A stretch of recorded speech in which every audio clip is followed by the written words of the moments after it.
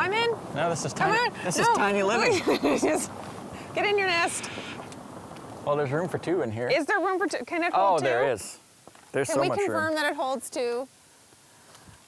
This is enormous. There's a ball near the bottom of that. It's so spacious. Get up here. Hey, get up here. Oh. Just flap your wings a little up here. Are you gonna feed me? No, it's disgusting. Oh, I don't want to do it. Get up here. Oh. This is bigger. What's the weight restriction? This can hold more than the clutterbug, I'm sure. Actually, the clutterbug only weighs 2 of these. 3, actually. So ridiculous. Even for me. Like in your living room?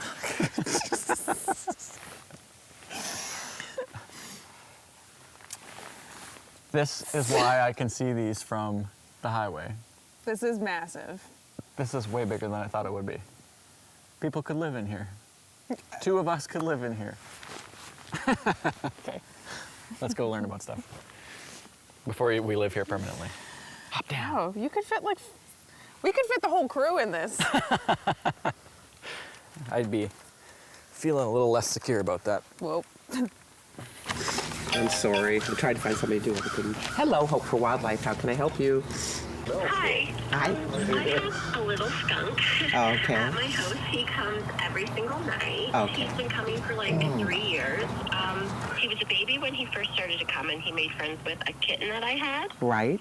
So he like just hangs out outside. He doesn't spray me. Like he hangs out with my cats. Like he's a really good little skunk. But last year he had his head stuck in a glass bottle, and I was able to get the glass bottle off, and he didn't spray me. But this year, it kind of looked like he hasn't gotten as close to me as he usually does, and it kind of looked like he had a ring of fur around his neck. Okay.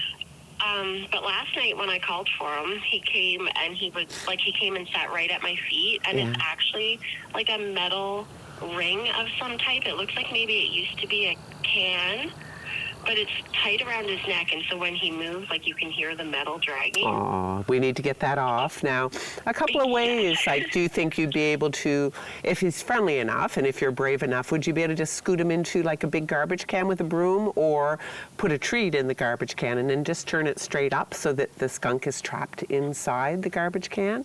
Does that make sense? Yeah, I could definitely catch him. Let's catch him, and then we can come and get him and get that off his neck, but we definitely bring him right back to his home turf. We don't want to relocate him. Now, if it's we wouldn't want you to, it sounds like a wonderful relationship. So we would want to get him back there, but he might need a little healing time if it's embedded in his skin. It would depend on what our veterinarian thought. It doesn't look like super tight, but I know that if it doesn't, like it will strangle him. Yes, it certainly will. It's not gonna break, and he can't drag it off. And we see a lot with collapsed tracheas and stuff like that, so the sooner we can get them, the better, Okay, good. Okay, well, we'll leave the catching part to you. Now, we're happy to help you catch, but it sounds like you would stand a better chance of getting him because he knows you. And then once you get him, just let us know and we can arrange for pickup, or you can bring right to us and we can, our doctor's here from 9 to 4, 7 days a week if you want, or if you want to bring him in. But let me know what your plans are. Okay, well, the hard part is we are located, I am in Cornwallis Park. Okay. So that is between Digby and Annapolis, and I don't drive. Okay, no worries. You let us know when you get the little guy and we'll arrange for pickup. We have an emergency vet clinic in the valley and they can help too. So they'll probably come and pick up, okay? Okay, thank God. Thank you so much. Keep us posted. If someone else is on the phone when you call back, just say you were talking to Hope and that she said we would be able to come pick up and be able to return once he's recovered. Okay? Okay, perfect. Awesome. Thank you so much. Thank you. Take care. Okay. Okay. Bye-bye. Bye. So that's what we do. Yeah. Okay. Can't explain it any better than that. Yeah, that's pretty well it. We'll go for a little wander. All our drop-offs come in here, and then whoever's on duty there, it goes straight up to our ICU, usually for stabilization, triage to figure out what the next step is. We have our education part of the farm is mostly on this side of the driveway. I'll just take you down through here. And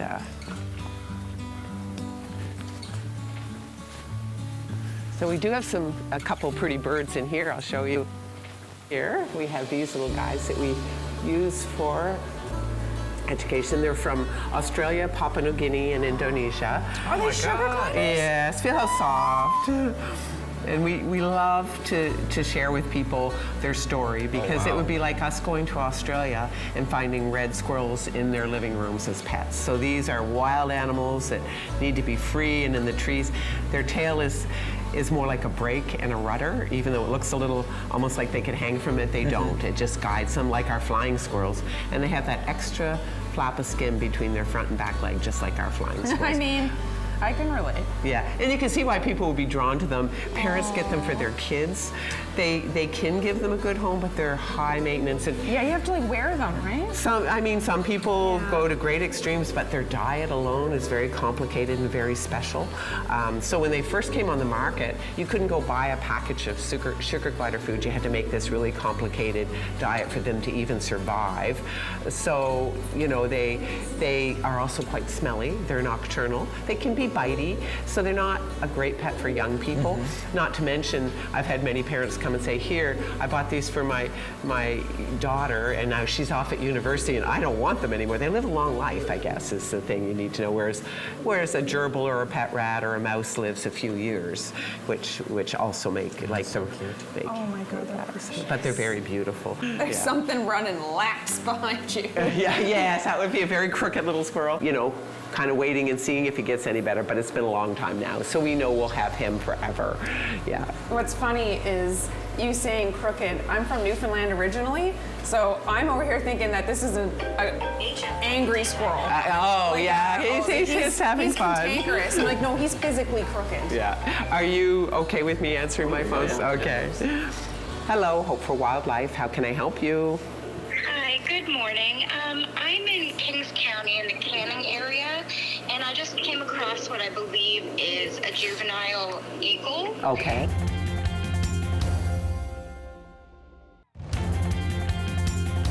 He can't fly.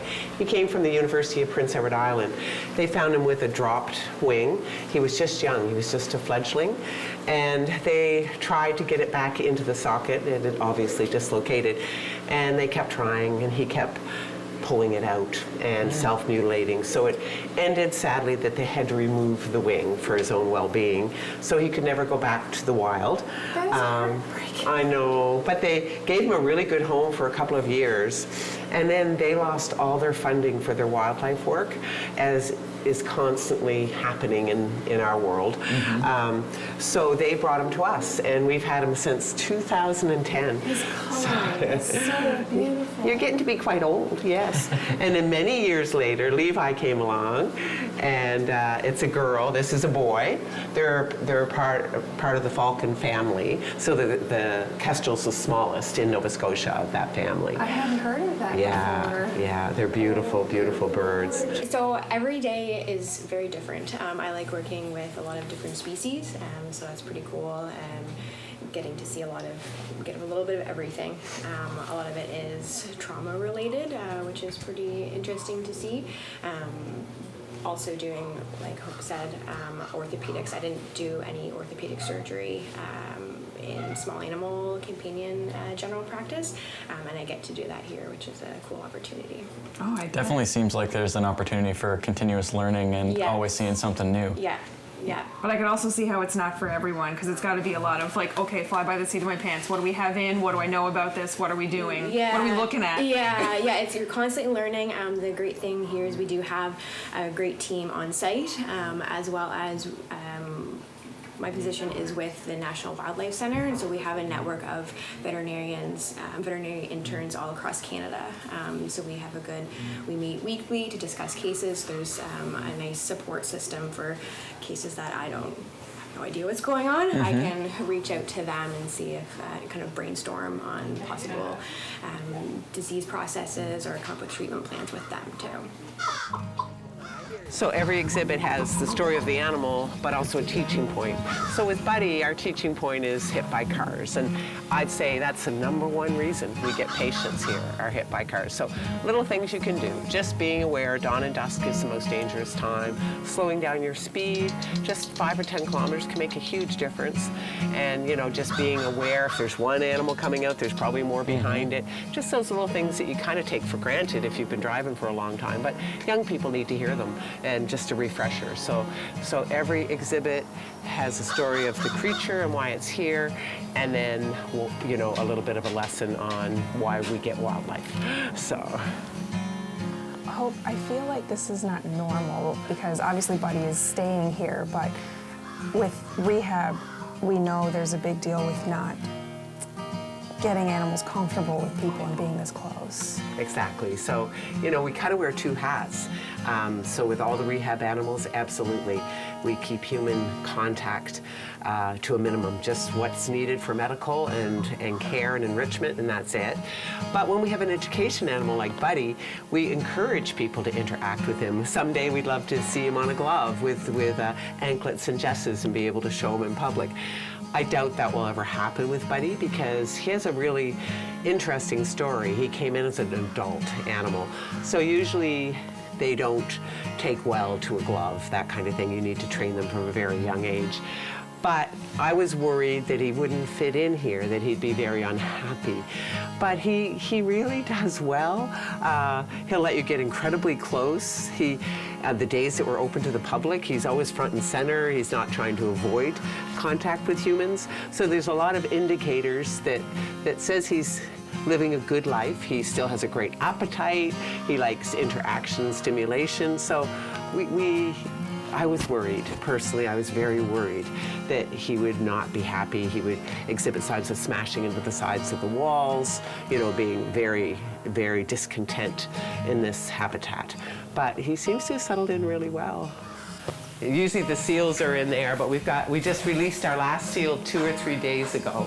But we got big walk-in freezers and coolers for the food supply. Oh. We probably spend about $150,000 or more a year just in food alone. Oh my God. I know. Because the diets are so unique and special. Little skunks, little skunkers in there, so you probably smell them. No, it was the birds. The food. So the lay of the land is we're lucky we're on a hill, because all the really dirty stuff comes in through the back door and into our laundry rooms, and dishes all go there. We have our food separated. It's a busy, busy kitchen. Meat and stuff on one side, and veggies on the other. Are you on food today? Yes. This is Lindsay, everybody. Hello. Hello. So it takes all day to prepare all the bowls. In the summer, it's even worse. It's starting to slow down a little bit now. We have our turtles in here. And sometimes we have, well, always we have so many turtles we have to use both rooms, but this time of year, these are just, so the big snappers. Look at this little guy. He's just here. Whoa! Oh, that was way bigger than I was expecting. Oh my God, they're so tiny. And so this is how we fix them. We put the wires on them, and then once the healing happens, we take those wires off along with the white glue. I wished I had the seal because he was really cute. He was a harbor. The harbors have such cute faces. So now you see the size of Buddy, you can tell why he needs to have a big nest like that condo that we were sitting in. Well, I mean, look at the size of us. Imagine what the eggs are like. Man, that was an incredible place. Agreed. The facility is so beautiful and so awe-inspiring. And my God, Hope is incredible. All of the information that you get there, where it's not a complete lifestyle change, but it's like you can do these little changes in your day that aren't going to negatively impact your own life. It's just stuff you don't think about, but it'll make a big difference for wildlife. No brainer. A little education goes a long, long way. 100%. I love their focus on that. And I would have loved to go there as a kid on a field trip. I mean, I loved it as an adult. Yeah, exactly. And the key to hitting the road with the trailer is making sure everything has a spot where it's tucked away before you are moving down the highway. So everything that would normally live on the counter has a spot in the sink, cleaning supplies that don't have enough room to be under the sink, which is where they'd be at home, live in the shower when we're not using it. Our pots and pans get wrapped and stored in the oven. Little tip from Alicia's mom, who does that otherwise. And yeah, that's pretty much the key. Otherwise, you're dinging your cabinets and everything's on the ground when you get there anyway, so this saves a step. So the brains of the operation and connected to my TV in the bedroom is the AV cabinet, which I keep painter's taped shut when we're driving because I'm paranoid about stuff falling out. But this is my PlayStation, my Apple TV, various electronics and chargers. It's my favorite cabinet in the trailer. Alicia's, not so much.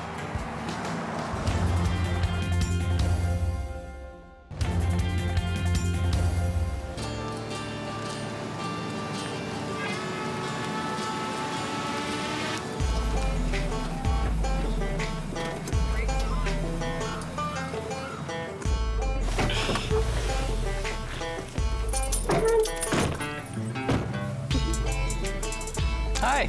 Hi there. Hello. How are you doing? Good. How are you? Good. Well, we meet people in all kinds of places. You No do. kidding.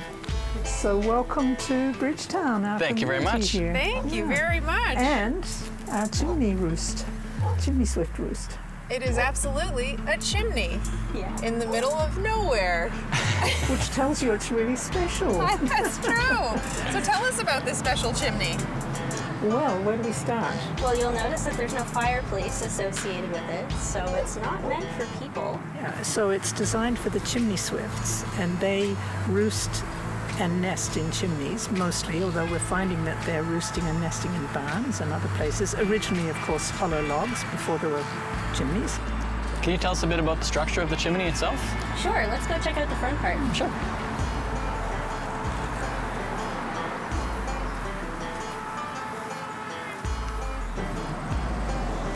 Yeah, so this chimney was built to replace a structure that was being torn down.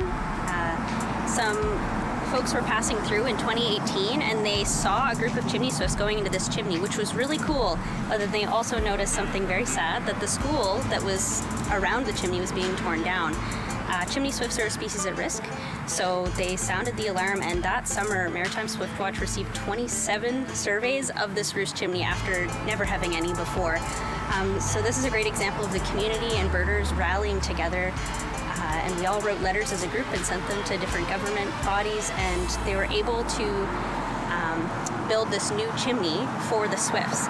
And now it's a little bit risky to build a new structure, so what they did is they kept the old chimney up after this one was built. They put a cap on it so the swifts would see it, they'd queue in, but then they go, well, I can't get into there, let's try this one. And that's where Maggie comes in. It worked. It worked, which was wonderful. So then there were 3 years of official monitoring. There was a night here a couple of years ago when there were 1,100, just over 1,100. And at that point, and I did have a video camera. You counted 1,100 birds? I was out by 1,000 and some because I lost count of the hundreds as I was counting the 10s and 20s. Oh my goodness. So, but you learn, I think you'd agree, Rio, when they go in the chimney, usually they sort of flutter and their wings are up in a high dihedral before they drop down in. So you sort of know they're going to go in. Where does your love of birds come from for each of you? Oh, wow. That's a hard question. I think mine didn't start till I came to Canada 50 years ago and just got interested in what was around me.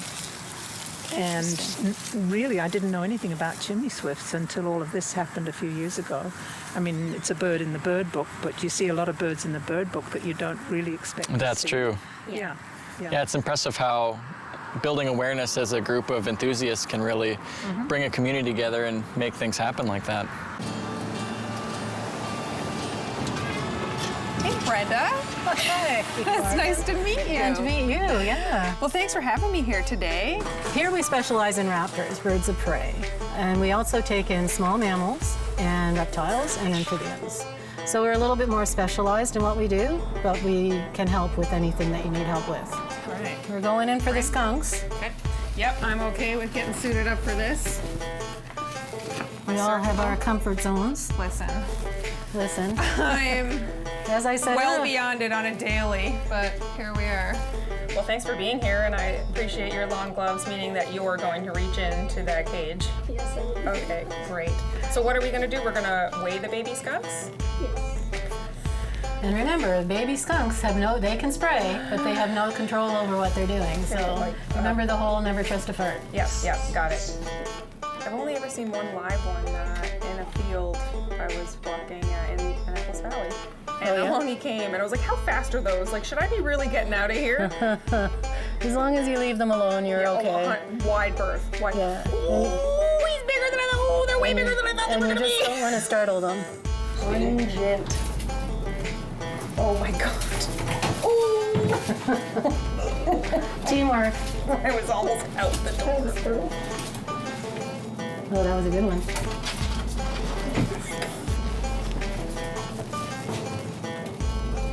So, 460. So what's the next step up from a spurtle? Yeah, full-on spray. Skunks are interesting too because the stripe, the pattern, the color pattern on a skunk is like a person's fingerprint. You can recognize individual skunks by the patterning on in their coat. So what's the plan for these guys? We're planning to raise them up and hopefully get them released. The problem is timing with winter coming. So we're still trying to work that all out.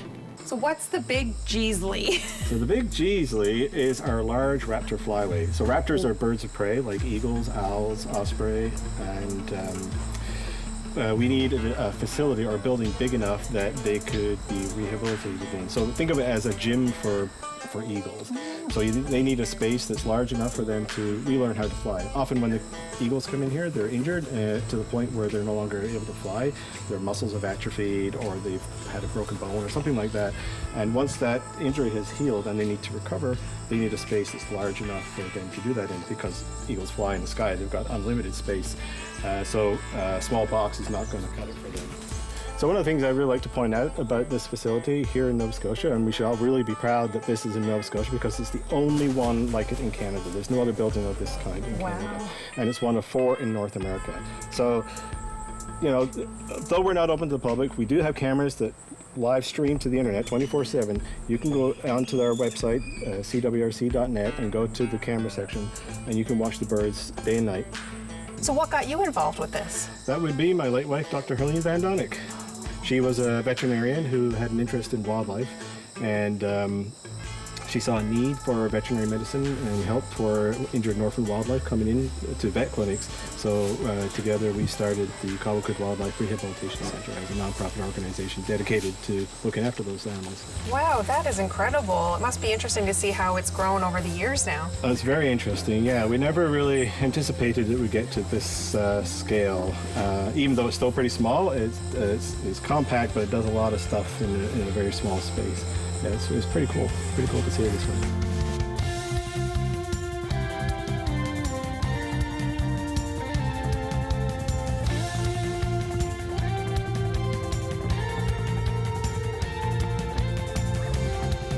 The award for the first person ever sprayed at CWRC is still up for grabs. We'd love you to have it.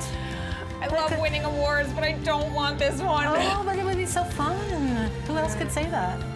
Not me, I hope at the end of this day. You'd be really set aside by yourself with that award. What are the odds of it like getting up under and like trapping in here with me? It shouldn't be too bad. I don't believe you. We always, wise woman.